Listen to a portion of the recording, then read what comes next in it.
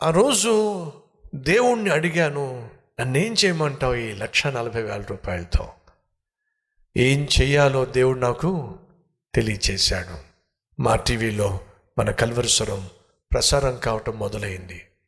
అన్ని ప్రోగ్రామ్స్ కంటే ఆ రోజుల్లో మా టీవీలోనే ఎక్కువ మంది కల్వరిస్వరాన్ని చూసేవాళ్ళు. ఆ మా టీవీలో కల్వరిస్వరం చూసిన వాళ్ళు మన మధ్య ఉంటే చేయి చూపిస్తారా? Yes yes yes yes yes yes yes.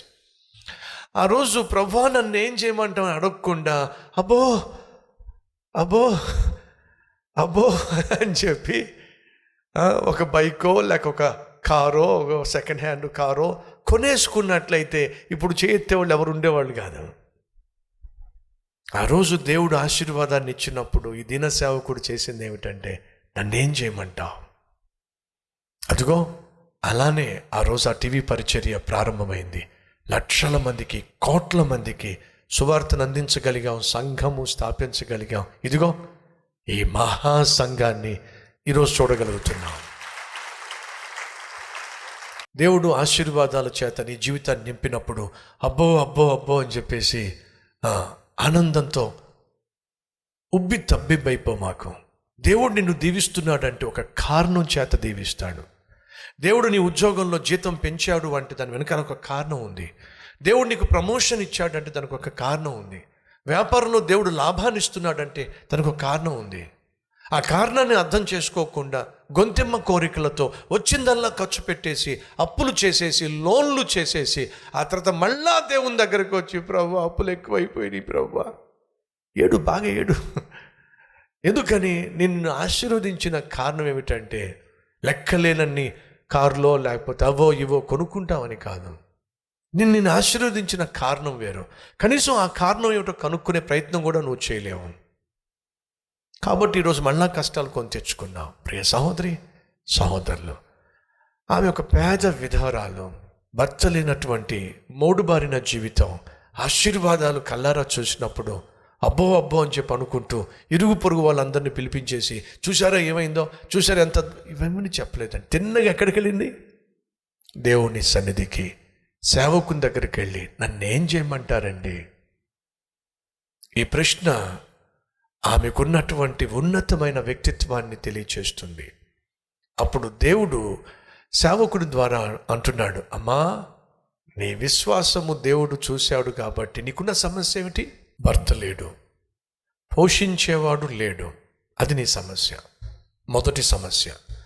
బిడ్డల్ని ఎలా పోషించుకోవాలో తెలియదు, ఇదేగా నీ సమస్య. రెండవ సమస్య ఏమిటి?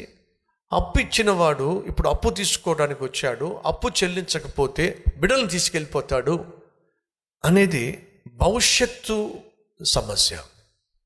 బ్రతుకు సమస్య, బ్రతుకు తెరువు సమస్య, బిడ్డల భవిష్యత్తు సమస్యలో పడింది.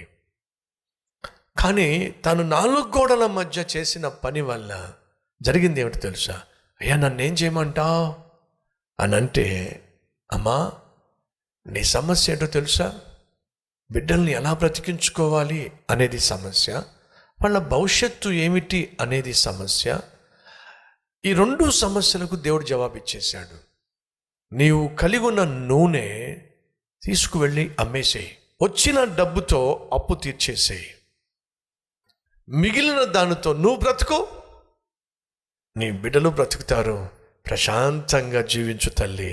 నా దేవుడు ఇప్పుడున్న సమస్యకు మాత్రమే కాదు పరిష్కారం ఇచ్చింది, భవిష్యత్తు కూడా బాగుండాలని నీకు పరిష్కారం ఇచ్చాడు తల్లి, హ్యాపీగా జీవించేసేయి.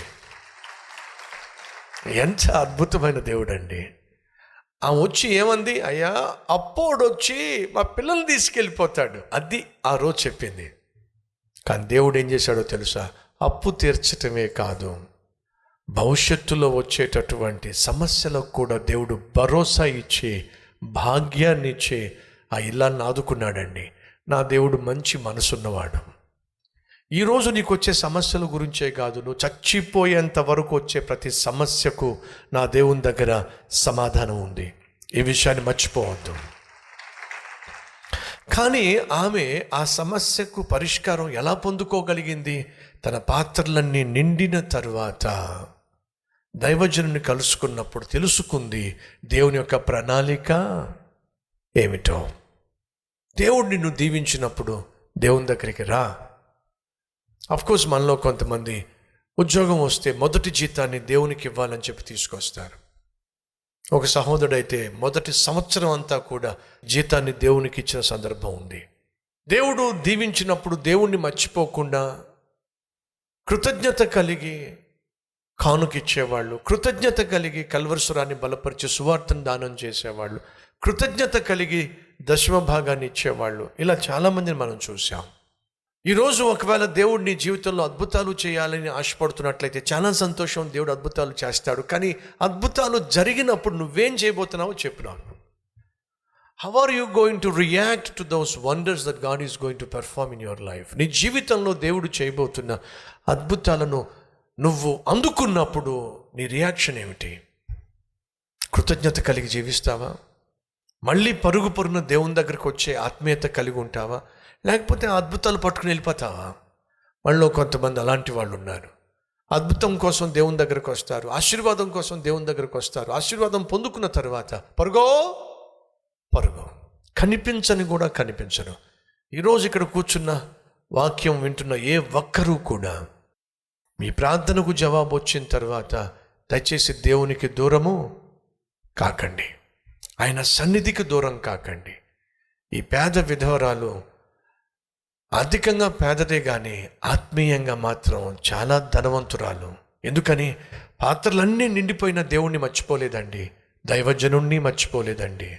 పాత్రలన్నీ నిండిపోయిన తర్వాత తిన్నగా వచ్చి దేవుని సన్నిధిలో అడుగుతుంది, నన్ను ఏం చేయమంటారు? ఇప్పుడు నా పాత్రలన్నీ నిండిపోయినాయి.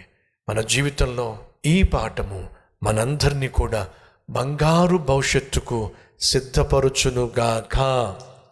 Let's pray. ప్రార్థన చేద్దాం రండి. ప్రతి ఒక్కరు ప్రార్థనలో ఏకీభవించండి.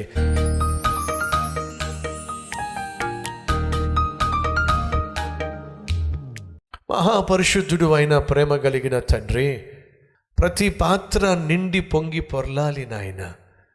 వీళ్ళ గృహంలో ప్రతి గది నీ ప్రేమతో, నీ సన్నిధితో, నీ ఆశీర్వాదంతో నిండాలి నాయన. ప్రతి పాత్ర నిండాలి నాయన. ఉద్యోగంలో వీరు నిండి పొంగి పొర్లాలి నాయన. వ్యాపారం నాయన ఆశీర్వాదంతో నిండి పొంగి పొర్లాలయ్యా. చదువులో ఈ బిడ్డలు వర్ధిల్లాలి నాయన. ప్రతి విషయంలో నాయన వీరు దీవించబడాలి. అదే సమయంలో దీవించబడిన తర్వాత గర్వానికి చోటు ఇవ్వకుండా, నీకు దూరం కాకుండా, యేసయ్యా నన్నేం చేయమంటావు? ఇంతగా నన్ను దీవించావు, ఇంతగా నన్ను ఆశీర్వదించావు, నన్నేం చేయమంటావు? అన్ని సన్నిధికి వచ్చి వారు పొందుకున్న ఆశీర్వాదాలను మరింత దీవెనగా మార్చే మనసు దయచేయండి అయ్యా.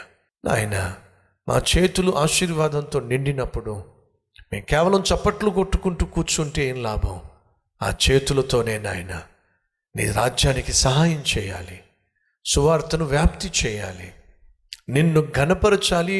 అదే చేత్తో మరొకరిని నీ సన్నిధికి నడిపించాలి నాయన. అట్టి కృప మాకు దయచేయమని యేసుక్రీస్తు నామం పేరిట వేడుకుంటున్నాం తండ్రి, ఆమెన్.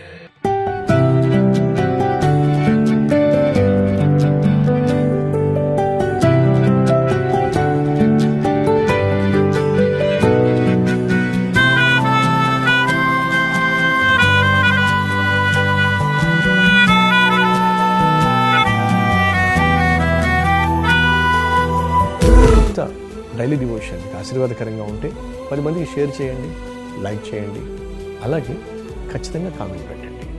మళ్ళీ రేపు ఇదే సమయంలో మరొక అద్భుతమైన డైలీ డివోషన్ మీ ముందుకు రాబోతున్నాను. అంతవరకు సెలవు.